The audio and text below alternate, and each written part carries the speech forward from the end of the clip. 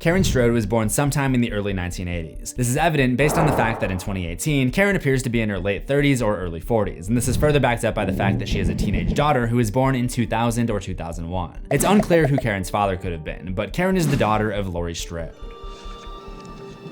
Not that daughter. That's Jamie Lloyd, Laurie's daughter in a different timeline. Think of it as an alternate reality. There's also a timeline where Laurie has a son instead of a daughter, but in this timeline, it's just Karen. But Karen and Jamie do share similarities. Much like Jamie, she would eventually succumb to the attacks of Michael Myers despite her mother's excessive efforts to protect her. To learn more about Karen, how Laurie's trauma was passed down to her, how she's covertly connected to Jamie Lloyd, and why the writers changed her character to avoid controversy, stick around to the end of this video.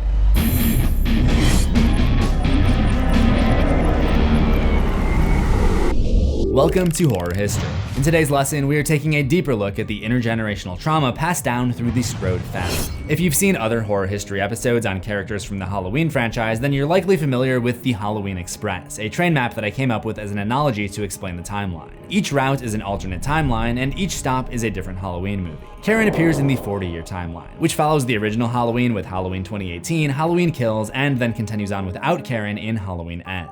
For her first appearance in Halloween 2018, writers were initially planning to name her Jamie as a tribute to her counterpart from the original timeline. In a way, this makes sense because both timelines start with the same Laurie Strode. So if Laurie liked that name in the original timeline, then I don't see any reason that she wouldn't like it in this one. Jamie and Karen would have been born around the same time in their respective continuities, only a couple years after the timeline split in 1978. However, they probably didn't want to confuse casual audiences into thinking that this was Jamie, so the name was changed to Shanna Nelson, and then to Karen Nelson. This was before the Karen meme took off, otherwise I'm sure they would have gone with Shanna, or something else. Actually, if they called her Shanna, then when they showed her old gun at the end of Halloween 2018, the initials would have been SS and it would have looked like some Nazi thing. Maybe it's best that they just switched it to Karen. Karen was raised in what can only be described as army boot camp-like conditions. Laurie kept her daughter in a very sheltered and strict home life and started giving her some version of combat training starting when Karen was only 8 years old.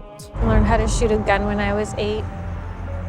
I learned how to fight. I had nightmares about the basement. To better understand why Laurie put her own daughter through this, instead of doing normal 80s kid stuff like riding bikes and, I don't know, basically just riding bikes and riding bikes. Oh, did I mention riding bikes? We're gonna have to take it back to that infamous Halloween night in 1978.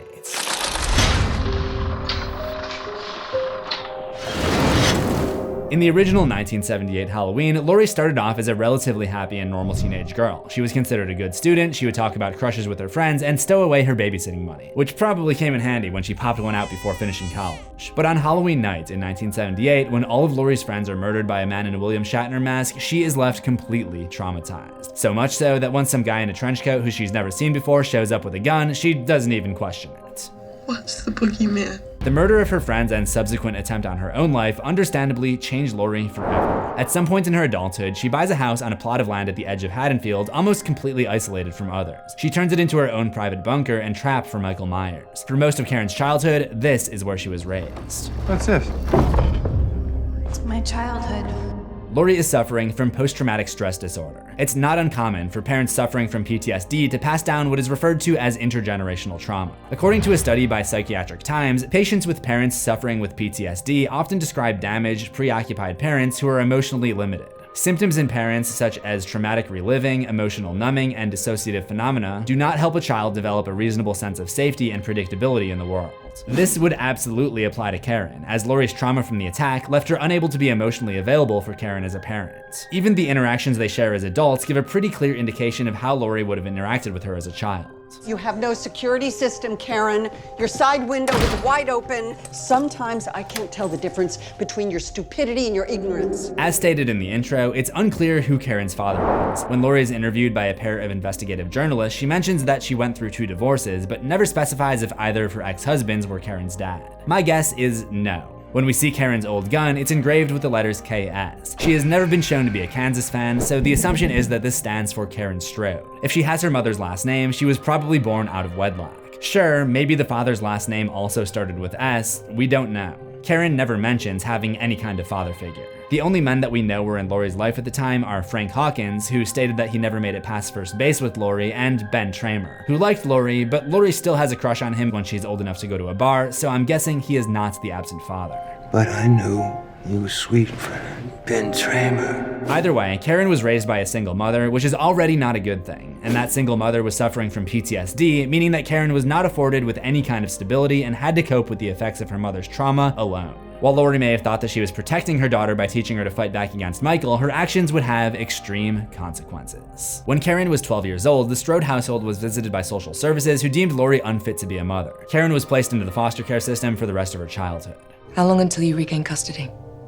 I didn't. In foster care, Karen learned to cope with the damage that her mother instilled by being overly optimistic and refusing to see the world as a scary place like Laurie does. There may have been a little bit of an overcorrection on the part of her new caregivers, causing her to be a little too trusting of mankind, but for the most part, it seems that they did a great job with her, because as an adult, she seems integrated as a productive and generally problem-free member of society. Karen eventually meets and marries a man named Ray Nelson. Ray is the opposite of Laurie in every way. Where Laurie is tough and overprepared, Ray is soft and doesn't overthink things. In fact, at times, it seems like he hardly thinks at all.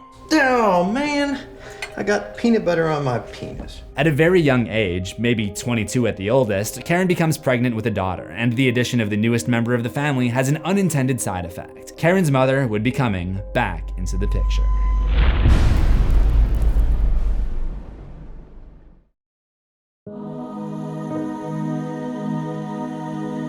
Karen and Ray Nelson gave birth to a daughter in 2000 or 2001 and named her Allyson. Karen tries to raise Allyson completely different from how Laurie raised her. Where Laurie showed very little interest in Karen as a person, Karen goes out of her way to be actively engaged in Allyson's life. She insists on coming to Allyson's induction into the National Honor Society, tells her that she's excited to meet her boyfriend, and even though Karen avoids celebrating Halloween due to the fact that the anniversary of the babysitter murders was the day that her mother was consistently at her craziest, she gives encouragement when Allyson shares that she's planning on attending the Halloween dance, which is pretty significant since Karen has grown to hate Halloween, so much so that she wears a Christmas sweater on the big day. Allyson's friend at one point suggests ignoring the holiday altogether, which seems to be what Karen is going for.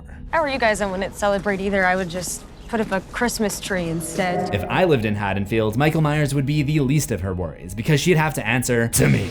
But the poor choice of attire is further proof of Karen's refusal to follow in Laurie's footsteps. Laurie had tried to cope with Halloween by preparing to fight. Karen copes by finding something that comforts her. At this point, there are already parallels that we can draw between Karen and Jamie. Jamie also didn't have much interest in celebrating or dressing up for Halloween, at least at first. She eventually changes her mind so she can try to fit in with her classmates. In Halloween 2018, we see Laurie trying to prepare young Karen for an encounter with Michael Myers, which she says gives her nightmares. In Halloween 4, The Return of Michael Myers, we also see Jamie having nightmares about the boogeyman, implying that at the very least, Laurie did teach her about her family's history with evil. Despite Karen's best efforts, Laurie's trauma still trickles down to Allyson. Allyson feels hurt by Karen's always active attempts to keep Laurie away and keeps prodding to find out if her mom has invited Laurie to her honors celebration dinner. Karen lies to her and states that she did ask, but Laurie would not be able to make it. Allyson is particularly hurt by this because she knows her mother is lying. But Karen sees this as a way of protecting her, and we soon see why. Allyson goes around Karen and invites her grandmother anyway. When Laurie arrives, Karen's lie is revealed. However, the issue is immediately put to rest by Laurie's own erratic behavior. She shows up drinking and ranting in a way that makes her look insane. Karen responds by setting boundaries and offering suggestions, such as going for a walk or hitting the reset button and starting over, that seem like something one might learn in therapy or even implement as a therapist. I saw him in the sheep. Mom, I didn't know what to do. I think maybe this is a little bit too much for you, huh? Why don't we go for a walk, all right? You said you were gonna try to put the past behind you, okay? Are you gonna try to do that? That's what you said you wanted to do. I can't. Mom, look at me. There is a specific reason that Karen communicates this way. In addition to the therapy that we can safely assume that Karen has gone through, Karen may actually be a therapist herself, based on the way she tells Allyson that she rescheduled her last session so that she can attend Allyson's induction into the National Honor Society. I mean, she could be a personal trainer or a prostitute, I guess, but she just doesn't look the part. In the original script, she's actually described as a children's psychologist. It's not canon in the movie, but I'm kind of willing to go with that. It makes sense that Karen would be inspired to choose a profession where she could help kids that were going through what she went through. However, despite Karen making it very clear how bad her childhood was and obviously choosing not to pursue a relationship with her mom, Laurie does not regret how she chose to raise Karen. She still feels it necessary to do what she considers protecting her by breaking into her house to point out the lacking security system. It reminds me of those guys on cop shows who get caught stealing a car and then they try to say that they were in the process of returning it, but like if they were actually telling the truth. I was just gonna take the car to the police station. Once again, Karen uses the tools she has learned through therapy to navigate this unwanted interaction with her mother, stating that Laurie needs to get help and that she's not welcome in this house until she gets it. Also, Ray makes a feeble and embarrassing attempt to defend Karen. Hey, Laurie, this is my home and I can take care of my own family, all right? I know jujitsu. Ray thinks he's Busta Rhymes out here. Can't blame Laurie for not trusting Ray with anyone's safety. I can understand Karen's desire to start a family that's gonna be different from her situation growing up, but really, this guy? It comes as no surprise that Ray is not able to get Laurie to leave, and it's Karen who has to intervene, insisting that the world is not a dark and evil place. It's 2018, Karen, if only you stuck around a couple years. Unfortunately for Karen, all of Laurie's fears were about to come true, and no amount of positive thinking or Christmas sweaters would be able to prevent the force that is Michael Myers. As news of his escape spreads through Haddonfield, Laurie and Deputy Hawkins are the first to take it seriously and spring into action. Hawkins agrees that Michael is likely after Laurie and her family and assists her in convincing Karen to take shelter at Laurie's house. However, Allyson is not with Karen, and they can't reach her phone, making it impossible to track down Allyson's current whereabouts. Left with little choice, Karen and Ray leave for Laurie's house, leaving messages for Allyson to meet them there. When they arrive, Karen is faced with reminders of all the past trauma that she had tried so hard to leave behind. The trap that they prepare for Michael in the basement brings up twisted memories of Karen's nightmarish experiences working down there as a girl. Despite her feelings about how her childhood transpired, it's clear that her training has made her an expert on using a gun. You never wanted to listen when I spoke of that night, and this is why I've been preparing for this for a long time. It doesn't take long for Michael to find them, and I'm sure no one will be shocked to learn that Ray is the first to be killed. Karen hides in the basement alone when Michael breaks in, and she hears her mother's battle with the boogeyman rage on all throughout the house above her. It's during this struggle that Allyson, after having her own traumatic night, finds her way in as well. Karen calls her downstairs and they both hide in the basement. But Michael is able to find the secret entrance and muscle the kitchen island that's blocking it out of the way. With nothing standing between her and her family's worst nightmare, Karen begs and pleads for Laurie to find them, crying that she can't do it by herself. And Michael, realizing he has a trapped victim, appears in the stairway. But Karen is only acting. Gotcha. Despite her attempts to put her childhood combat training behind her, it's still ingrained in her memory, like remembering how to ride a bike. Or I guess in her case, instead of learning how to ride a bike, because she's the one 80s kid that didn't do that. Seeing the horror from Haddonfield firsthand causes Karen to completely drop her world is not a dark and evil place attitude, and from that point forward, she becomes just as vicious as her mother. Allyson and Karen just barely escape Michael's grasp as they rush up the stairs, and it's Karen who activates the bars and locks Michael into the basement tomb, which is now filling up with gas. Laurie throws in a flare, which starts a huge fire. The entire house has been designed as a trap, so that if this day should ever come, Michael would burn down with it. We see a dollhouse in Karen's old room go up in flames, which represents Karen's childhood. Karen always wanted to be a normal kid, but Laurie wanted to train her for combat. The image represents the trade-off Karen was forced to make all of those years ago. She's giving up her normal childhood in exchange for safety as an adult. The three generations of women are able to flee the house and flag down a ride from a couple of Illinois boys, thinking that they have successfully killed Michael Myers and ended the terror that has hung over their town for the last 40 years. However, this hope would soon be extinguished.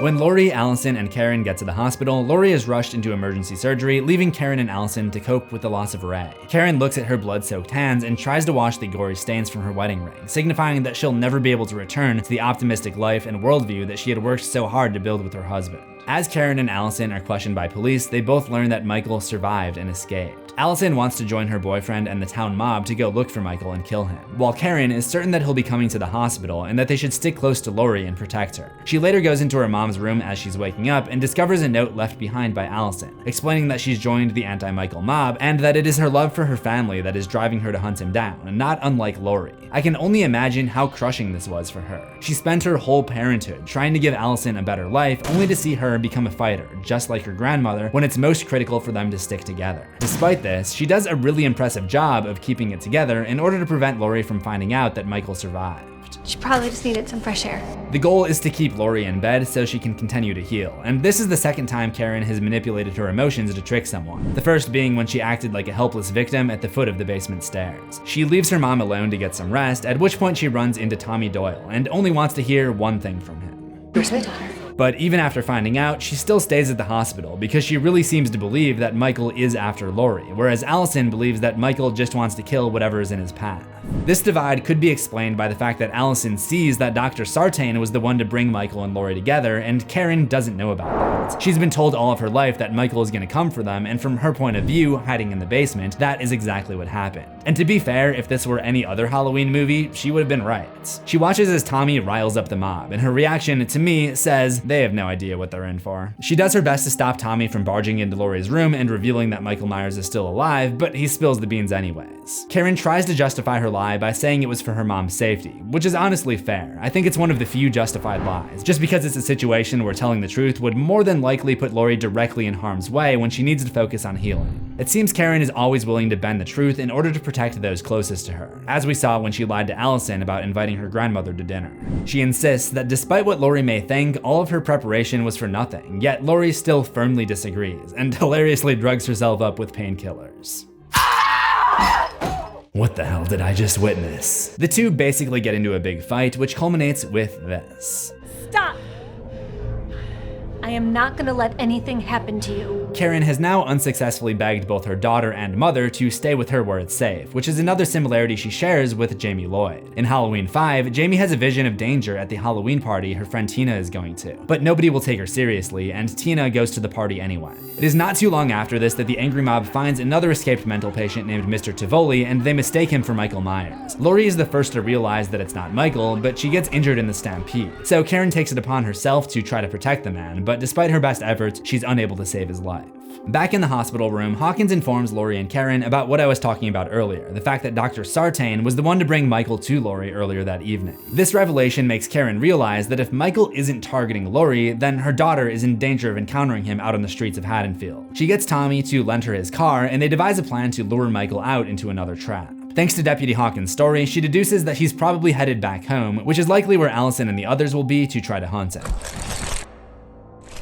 Did you know that when he was a little boy, he used to stand in his sister's bedroom and stare out the window? Maybe he wasn't looking out. Maybe he was looking in at his reflection, at himself. She wastes no time getting there. Allyson had been traveling with her boyfriend Cameron and Cameron's dad Lonnie Elam, so when she saw Lonnie's empty car outside the Myers house, she must have feared for the worst. She grabbed a pitchfork from the Halloween decorations on the porch, and lucky for her, it's a real pitchfork, and it's fucking massive. She shows up just in the nick of time, as Michael is about to attack Allyson. Karen pulls his mask off, just like Laurie did when he attacked her all of those years ago. Like mother, like daughter. And just like he was 4 decades earlier, Michael is transfixed by the mask when it is taken from him. I imagine that Karen knows this because Laurie taught her everything she knew about Michael Myers based on her experiences that night and made sure that she didn't forget a thing. So Karen uses the mask to lure him outside, drawing his attention away from the injured Allyson. This scene has got to be the biggest Jamie Lloyd connection of them all. Jamie, like Karen, will do anything to protect her kid. In Halloween, The Curse of Michael Myers, Jamie gives birth to a son and uses a similar tactic to protect him from the boogeyman. She hides him in a cabinet and runs away with a bundle of blankets, thereby tricking Michael into following her as far away as possible before she finally succumbs to him. And Michael is bamboozled upon finding the empty blankets. That's basically what Karen is doing here, luring Michael out away from her vulnerable daughter. It's also an important character development moment for her. All night, she's tried to protect the innocent people around her, such as her husband, Mr. Tivoli, heck, even the town of Haddonfield itself. But she hadn't found any success in saving anybody. With her daughter's life on the line, she wasn't gonna settle for being too little or too late. Michael gives chase, but instead of sacrificing herself at the end like Jamie did, she leads him into a trap where Tommy Doyle and the angry mob are waiting. The sheer numbers of the mob are able to beat him down, and before going back with her daughter, Karen gets one good knife shot into Michael's upper back. She reunites with Allyson and tries to comfort her. Then, as she gets up to give the paramedics some space, she looks up at Michael's window, and perhaps remembering Frank Hawkins' story, she sees a strange vision of the child Michael Myers in his clown costume staring out over Haddonfield. This moment is another that she shares with her original timeline counterpart, because in Halloween 4, The Return of Michael Myers, Jamie looks into a mirror and sees child Michael staring back at her with the same emotionless expression. This is reflective of Frank's earlier words. Maybe he wasn't looking out, maybe he was looking in, at his reflection, at himself. Karen heads upstairs to see for herself what Michael might have been looking at, but instead of seeing her own reflection, she sees Michael's. He appears behind her, and this time, with no support network around to help her, he takes the knife and finishes her off. The very last parallel she shares with Jamie Lloyd, who was also met with a grisly death at the hands of Haddonfield's most feared resident. out. I've got more episodes lined up for other 40-year timeline characters, so let me know who else you'd like to see covered here on Horror History, and remember to subscribe to CZsWorld for new horrors every week. Ring that death bell and make sure you select all notifications, please, and I will see you in the next one, assuming we both survive.